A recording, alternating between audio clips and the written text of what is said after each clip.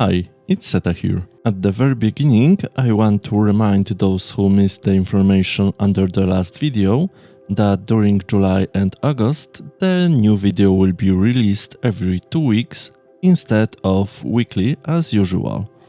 I would also like to mention that the partner for this video is Nature Manufacture, which has recently released a new version of River Auto Material 3 that includes several enhancements over the previous version.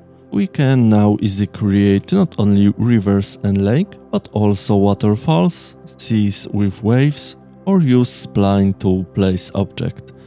So, if you use the previous version of River Auto Material, I think you will enjoy the new one. The link you can find in the description. And now let's get into the video.